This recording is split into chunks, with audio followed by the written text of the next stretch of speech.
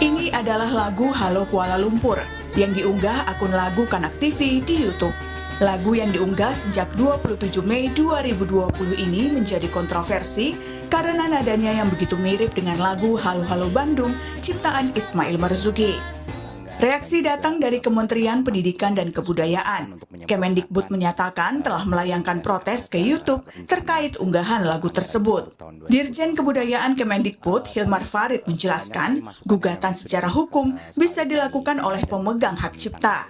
Untuk lagu Halo Halo Bandung, hak cipta secara moral dipegang oleh Ismail Marzuki.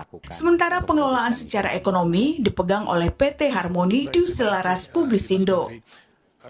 Meski begitu, Kemendikbud menegaskan siap mendampingi jika pemilik hak cipta ingin melakukan gugatan hukum. Hak ciptanya juga menurut Undang-Undang nomor 28 tahun 2014 pasal 58 masih ada pada Ismail Marzuki karena berlaku selama 70 tahun. Jadi kalau dihitung Ismail Marzuki wafat pada 25 Mei 1958, maka pelindungan terhadap hak ciptanya ini berlaku sampai 1 Januari 2029. Nah, kami juga siap kalau memang mau mengambil langkah hukum dengan kesaksian atau tenaga ahli ya yang bisa membuktikan adanya kesamaan substansial di antara kedua lagu tersebut, karena itu harus ada di dalam gugatan seandainya dilakukan. Mengingat Indonesia dan Malaysia sama-sama adalah negara pihak di dalam Konvensi Bern. Malaysia melalui Malaysia Copyright Act 1987, kita meratifikasinya melalui Kepres tahun 97. Jadi ini bisa ditempuh seandainya memang itu diinginkan. Terima kasih. Meski menimbulkan polemik di masyarakat, namun Kementerian Luar Negeri memastikan isu ini tidak mempengaruhi hubungan bilateral Indonesia-Malaysia. Juru bicara Kemenlu, lalu Muhammad Iqbal menyatakan, polemik lagu Halo Halo Kuala Lumpur bukanlah isu sensitif. Yang melakukan itu kan bukan pemerintah Malaysia, itu individu yang melakukan itu. Jadi sampai dalam tahap ini itu belum ada pertimbangan untuk mengangkat isu itu ke government to government isu gitu. Tapi saya kira pandangan pemerintah Malaysia terhadap hal-hal seperti ini sudah jelas, seperti disampaikan oleh Perdana Menteri Anwar Ibrahim sebelumnya ketika beliau bicara mengenai masalah rasa sayangi, kan beliau sampaikan kalau ada orang Malaysia tidak tahu rasa sayangi itu dari mana, berarti dia tidak belajar sejarah gitu. Saya kira itu sudah mewakili pandangan resmi dari pemerintah Malaysia, dan itu pandangan yang saya kira sangat bisa diterima oleh Indonesia sebagai negara bersahabat dengan Malaysia. Halo.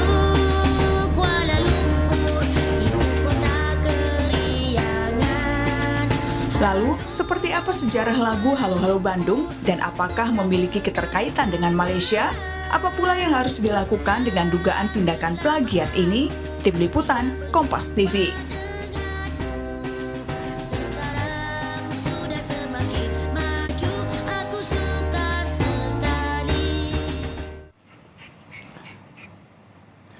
Saudara, lagu Halo Kuala Lumpur yang diunggah akun lagu Kanak TV mengundang polemik. Pasalnya lagu ini bernada persis dengan lagu Halo Halo Bandung ciptaan Bapak Ismail Marzuki, seorang komponis asal Indonesia.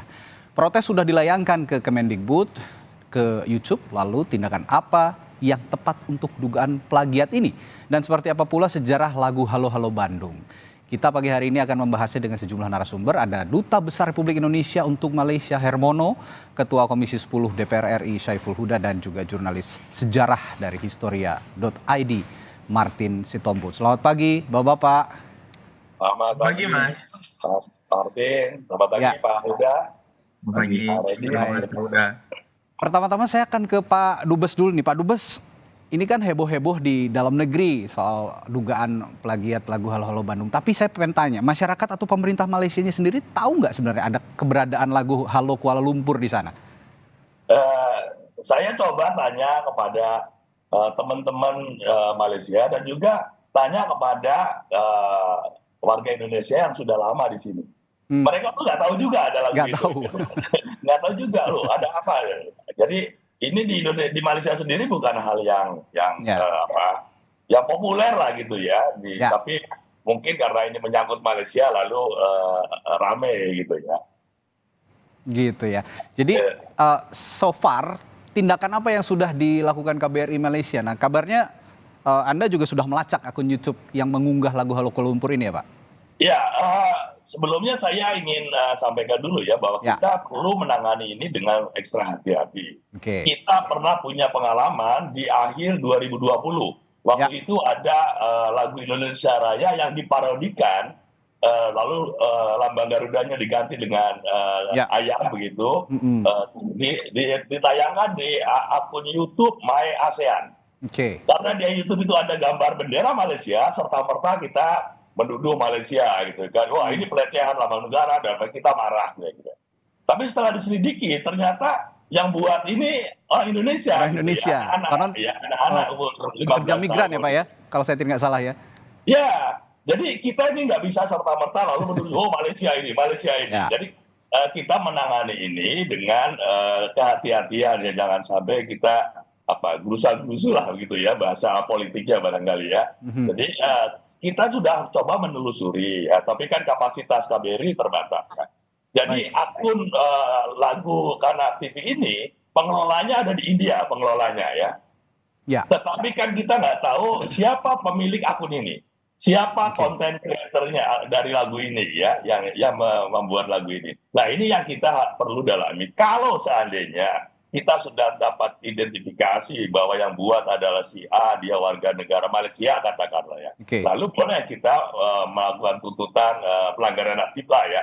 Tapi sebelum kita sampai ke sana kan kita perlu adakan suatu penyelidikan dulu ya, secara lebih hati-hati, dan itu dilakukan oleh memang institusi yang punya kompetensi untuk itu. Nah kita mohonlah instansi di Indonesia yang memiliki kompetensi untuk melakukan pendalaman siapa sebetulnya pemilik akun ini dan siapa konten kreatornya, baru kita dapat melakukan tindakan. Baik, saya ke Mas Huda. Mas Huda, tapi terlepas dari apa yang dikatakan Pak Dubes tadi, terlepas dari siapapun yang mengunggah lagu ini, sekarang kan concern kita memang kalau mengingat kasus-kasus seperti ini adalah menjaga warisan budaya dan karya bangsa, terlebih lagu Halo Halo Bandung ini kan diciptakan sudah cukup lama dan oleh komponis ternama, komponis legendaris ya, Pak Ismail Marzuki begitu. Tapi bukan hanya kali ini saja ini terjadi. Ada peristiwa tengok saja soal reog dan juga soal ragu rasa sayangnya yang sempat diklaim juga oleh Malaysia. Nah, catatan Anda untuk pemerintah, Mas Huda, soal ini bagaimana? Ya, itu yang kemarin kita tanyakan dalam raker dengan Mas Nadiem sama Dirjen Kebudayaan kita. Memang jujur harus diakui ada suasana kerap kali ada klaim dari pihak Malaysia ya, terlepas di level masyarakatnya atau di level pemerintahnya, tapi ada fakta yang semacam itu, di mana seringkali pengajuan terkait dengan warisan budaya benda maupun tak benda seringkali bertabrakan dengan teman-teman Malaysia. Kita mencontohkan terakhir kebaya. Kebaya itu duluan akhirnya diajukan oleh Malaysia. Apa yang terjadi? Akhirnya kebaya yang kita telat mengajukannya ke UNESCO, akhirnya kebaya tidak lagi menjadi orisinil sepenuhnya warisan Indonesia. Jadi ada istilah warisan bersama.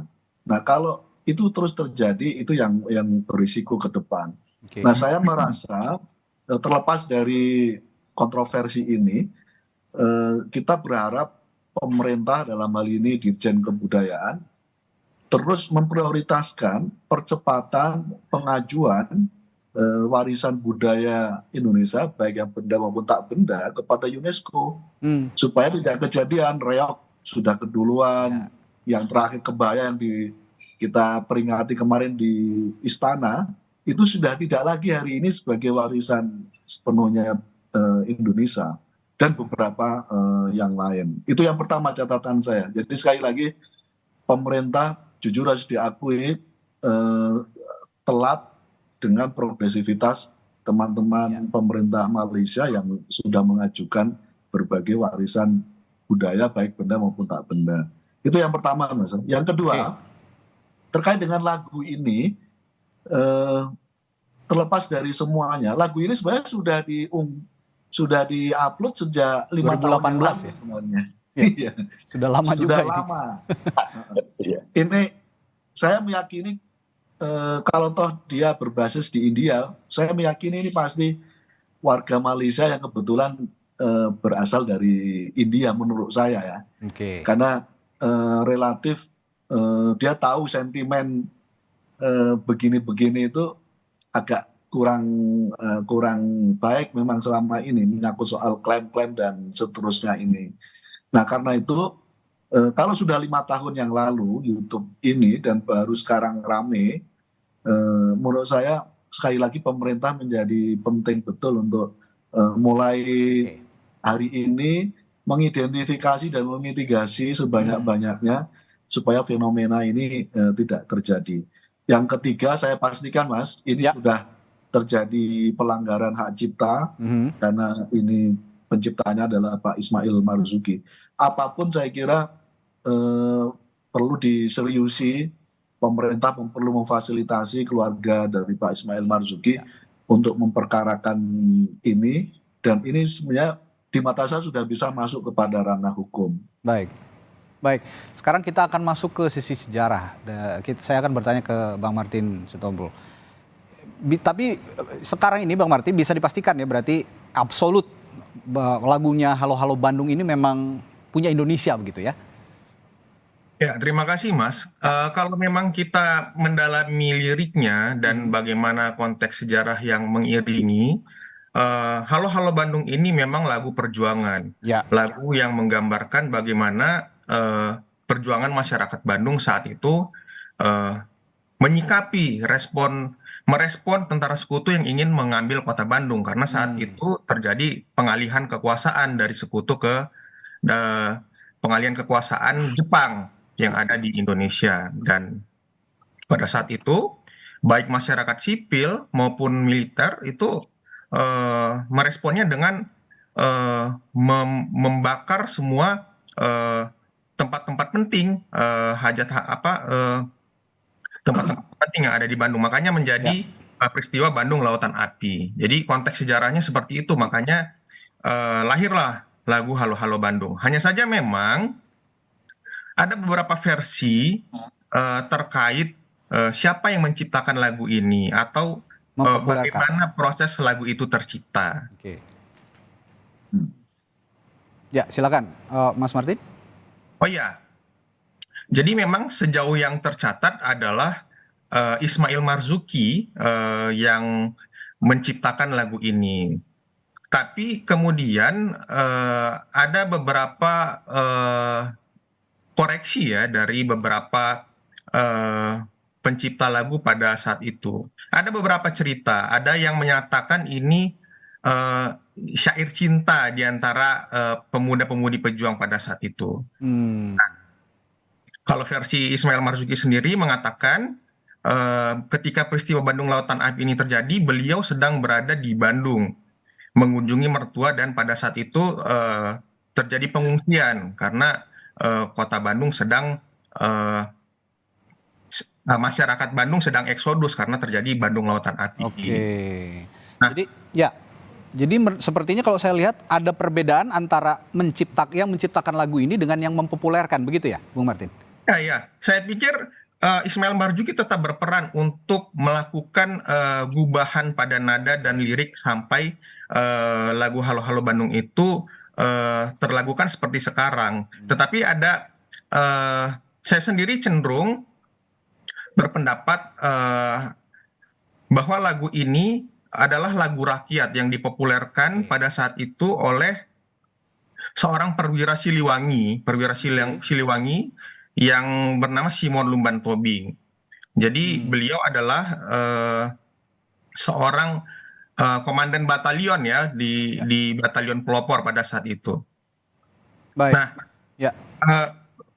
komposisi aslinya sendiri itu kalau kita mengacu kepada lagu yang dipopulerkan Lumban Tobing itu berasal dari lagu yang diciptakan oleh Nahum Situmorang.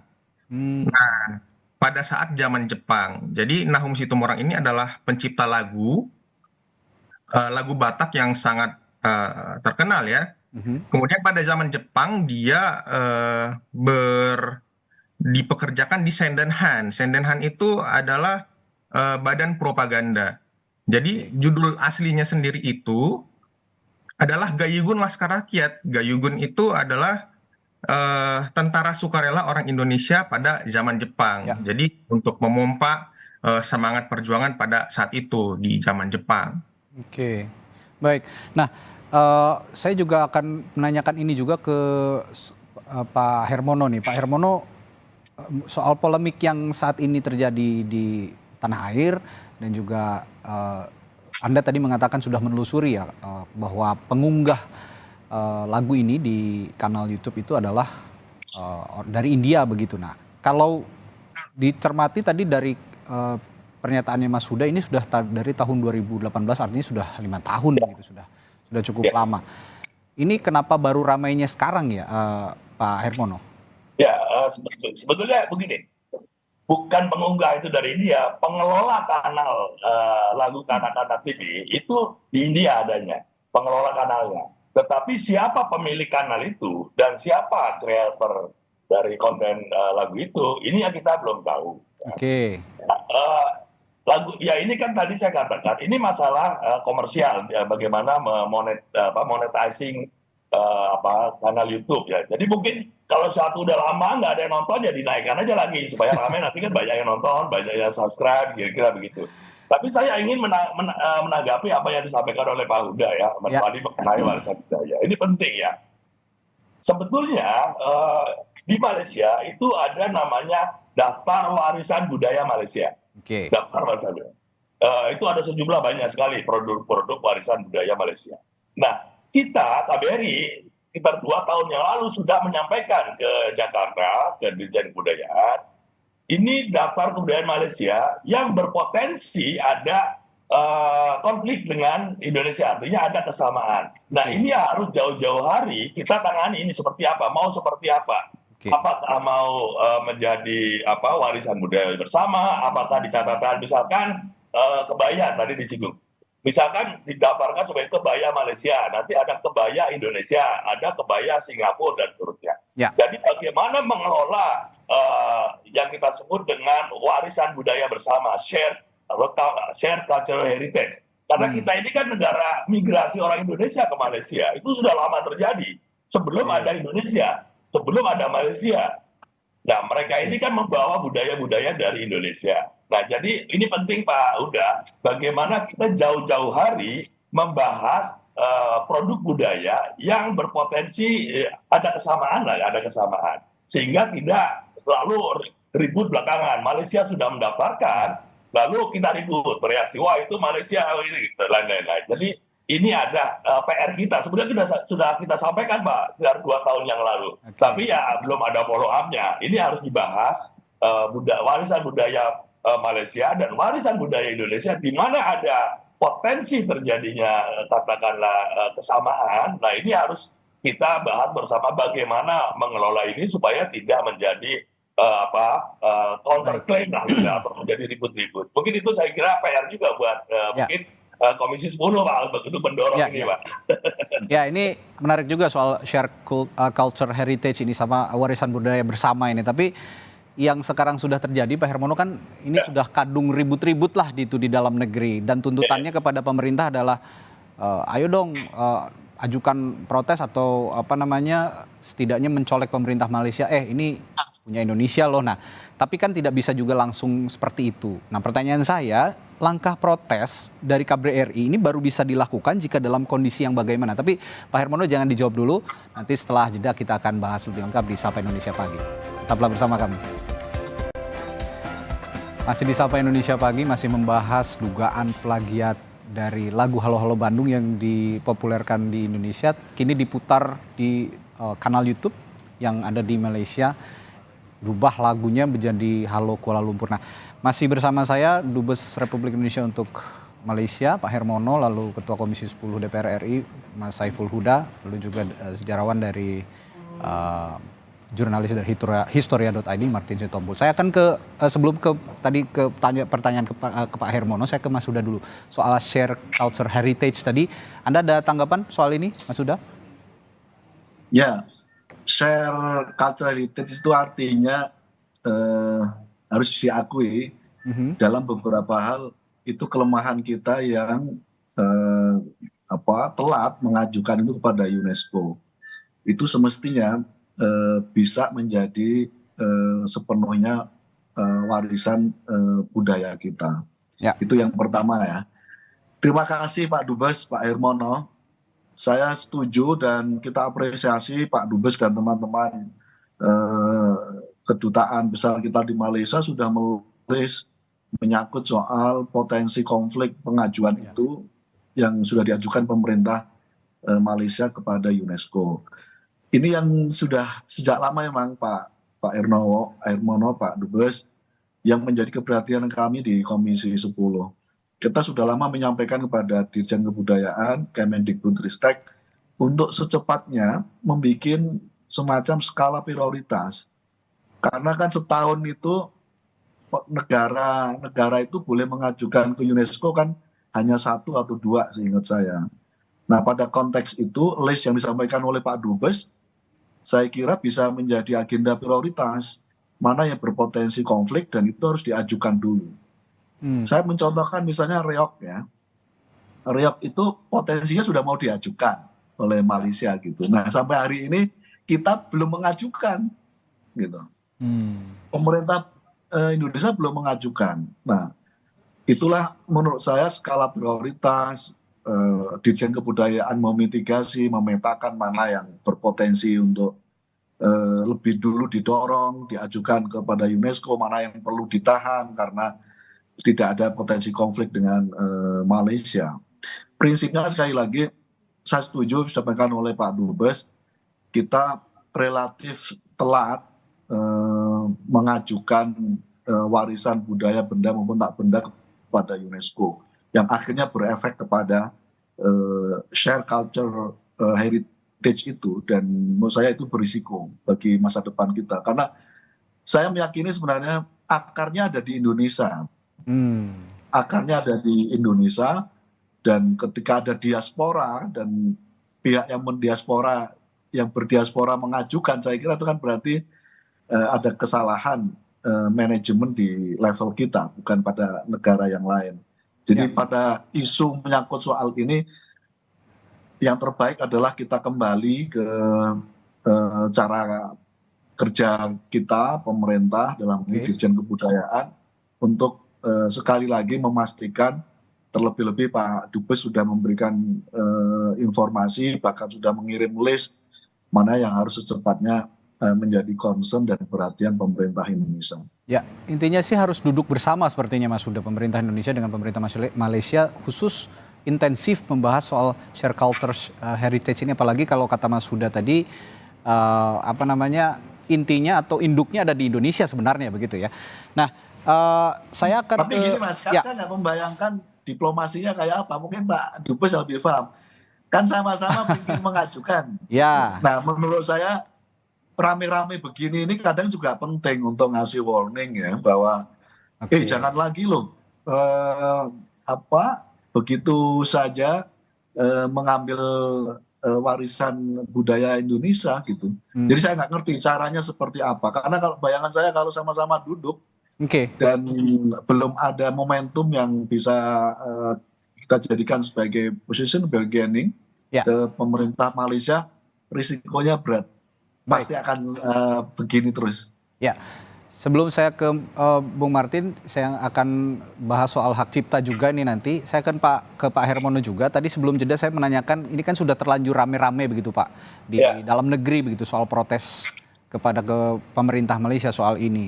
Nah, pertanyaan saya tadi, jadi langkah protes itu bisa dilayangkan KBRI jika kondisinya dalam kondisi seperti apa, Pak Hermono? Kita melakukan protes kalau kita sudah memiliki bukti, misalkan siapa ini yang membuat konten ini, gitu kan.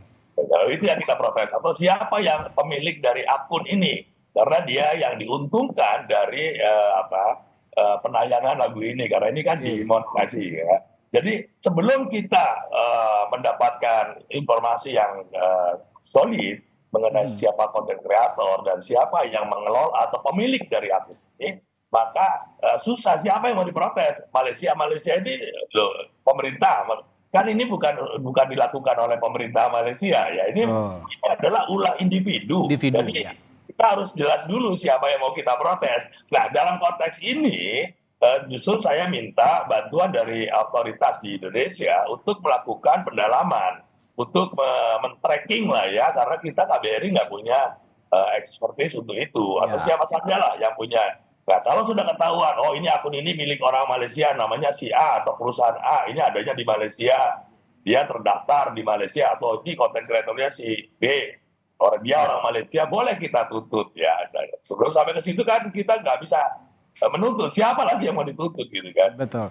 Dari dunia maya ya, jadi lain dengan kalau kita bicara produk yang tangible, produk yang konkret gitu ya. Ya, tapi juga sepertinya harus segera dideteksi. Ini juga jadi perhatian khusus sebenarnya untuk pemerintah kita di sini untuk menelusuri, membantu Kedutaan Besar Republik Indonesia di Malaysia untuk membantu menelusuri siapa pemilik ini, individunya orang mana. Kalau memang orang Malaysia nanti kan juga bisa kita gugat begitu untuk diproses hukum. Dan jangan sampai nanti diam-diam tidak ada proses hukum, tahu-tahu sudah didaftarkan juga lagu Halo Halo Bandung oleh pihak Malaysia untuk jadi dunia mereka, milik mereka begitu. Nah, ngomong-ngomong soal hak cipta, saya akan ke Bung Martin. Kalau ngomong soal hak cipta, akhirnya dengan hak cipta lagu ini, apa yang harus dilakukan sebenarnya, Bung Martin? Ya, begini Mas, kalau lagu Halo Halo Bandung ini kan lagu perjuangan. Ya. Lagu perjuangan itu banyak pada saat masa revolusi mempertahankan kemerdekaan. Dan beruntung ini adalah salah satu lagu yang tercatat. Mungkin ada banyak lagi tembang-tembang rakyat yang tidak tercatat. Dan seniman juga ikut berjuang dengan lagu-lagu yang mereka ciptakan untuk memompa semangat perjuangan. Dan lagu-lagu ini biasanya dikumandangkan pada saat rapat akbar atau kemudian ketika laskar atau pejuang sedang melakukan march atau perjalanan darat seperti itu. Ya. Nah, kembali lagi ke lagu Halo Halo Bandung ini tercatat atas nama Ismail Marzuki. Jadi seperti yang sudah saya sampaikan, Ismail Marzuki berperan untuk melakukan gubahan pada nada dan melodi sehingga seperti sekarang. Tapi kalau kita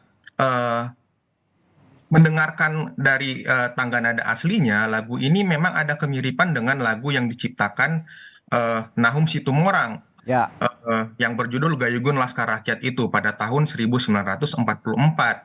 Dan tembang-tembang rakyat seperti ini kan sangat populer pada saat itu. Jadi berdasarkan data yang saya teliti, koran-koran sejaman pada saat itu banyak menyebutkan peran Simon Lumban Tobing dalam mempopulerkan lagu Halo Halo Bandung, yang mana nada dan komposisinya itu mirip dengan lagu Gayugun Laskar Rakyat yang diciptakan oleh Nahum Situmorang. Jadi seperti itu kira-kira bagaimana proses sejarah lagu ini tercipta. Jadi seniman pada saat itu sendiri kan tidak memikirkan untuk mendaftarkannya ke hak cipta. Apalagi boro-boro memikirkan royalti. Yang penting lagu ini menjadi pemacu spirit masyarakat pada saat itu yang berjuang untuk mempertahankan kemerdekaan. Bahwa akhirnya lagu ini terdokumentasi dengan gubahan seperti sekarang ya, itu sangat baik untuk kita pada saat ini untuk merefleksikan kembali semangat perjuangan. Seperti itu kira-kira Mas. Ya, kalau saya simak dari penjelasan Anda gitu, Bung Martin, nama-nama seperti Simon Lumban Tobing dan juga tadi satu lagi siapa tadi Mas Bung Nahum Situmorang ya. Nahum Situmorang ini dua orang yang jelas-jelas orang dari adat Batak begitu ya dan orang Indonesia. Jadi saya tekankan tidak ada sedikit pun pencipta ataupun ide dari lagu ini tuh melibatkan orang Malaysia berarti ya. Oh iya.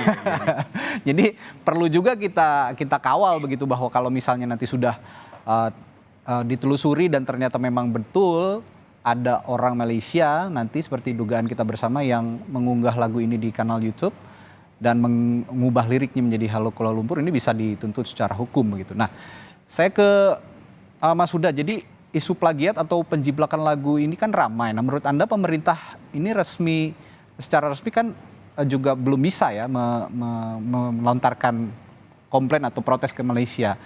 Tapi di sisi lain Kemendikbud juga menyatakan bersedia mendampingi pemilik hak cipta untuk menggugat pihak yang diduga melakukan plagiat. Menurut Anda tuntutan hukum ini perlu dilakukan, Mas Huda? Perlu, saya kira, supaya menjadi efek jerah ya. Bahwa ini menyasar swasta, individu, tidak langsung pemerintah Malaysia. Saya kira nggak masalah. Tapi kita bisa dari peristiwa ini mengirim pesan kepada pemerintah Malaysia. Karena potensinya ke depan pasti disampaikan oleh Pak Dubes tadi. Potensinya pasti akan ada lagi konflik pengajuan sejarah terkait dengan warisan budaya ini dengan Malaysia. Ya. Saya tidak tahu persis itu bocoran di Pak Hermono.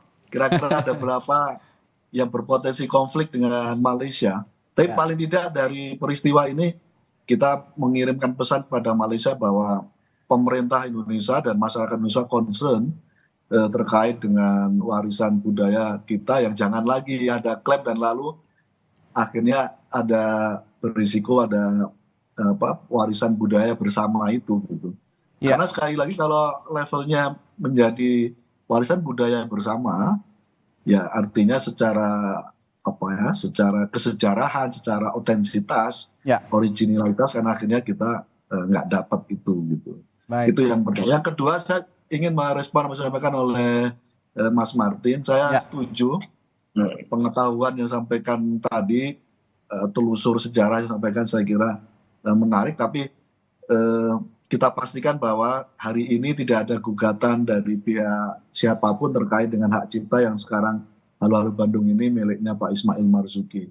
Nah, pada konteks itu kita anggap clear, dan dengan itu lalu kita minta supaya ahli waris dari Pak Ismail Marzuki, sekali lagi kita dorong atas fasilitasi pemerintah untuk melakukan gugatan terkait dengan Halo Halo Bandung yang diklaim dan dijadikan lagu di channel Kanak TV Malaysia ini. Baik, terakhir ke Pak Dubes, Pak Hermono.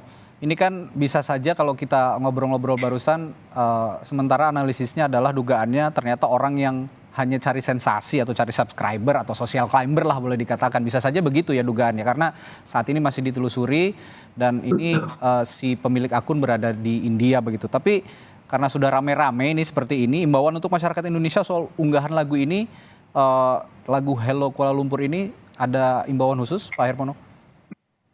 Iya,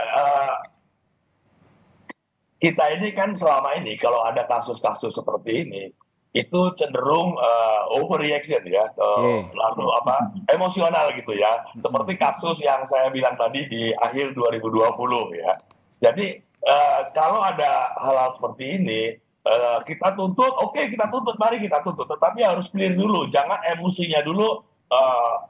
Indonesia harus protes ke Malaysia, ini Indonesia menjiplak, ini kan ada semacam sentimen negatif gitu ya. Kalau sudah menyangkut Malaysia itu kok jadi overreaction, menjadi emosional. Ini ada apa? Saya kira ini yang isu besar yang harus kita benahi.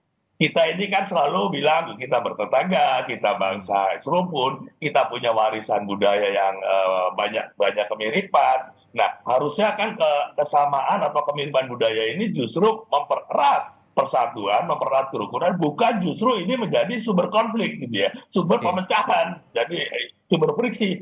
Ini saya kira PR besar yang harus kita tangani, karena kita ini negara bertetangga.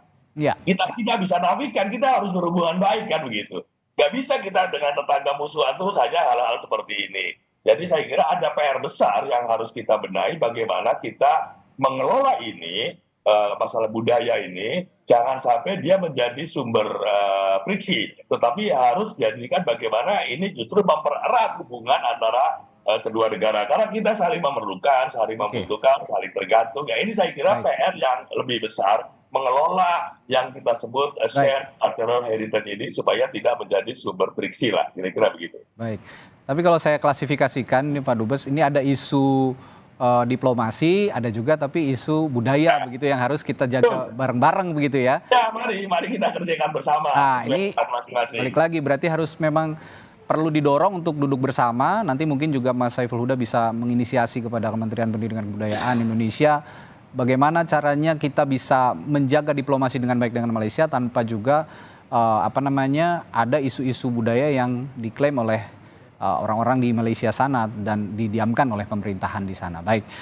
Dan ini tadi menjadi penutup diskusi kita pagi hari ini. Terima kasih Pak Dubes Republik Indonesia untuk Malaysia Hermono, lalu juga Saiful Huda, Ketua Komisi 10 DPR RI, dan juga Bung Martin Situmorang dari Historia, maksud kami Martin Sitompul dari Historia.id. Mohon maaf Bung Martin.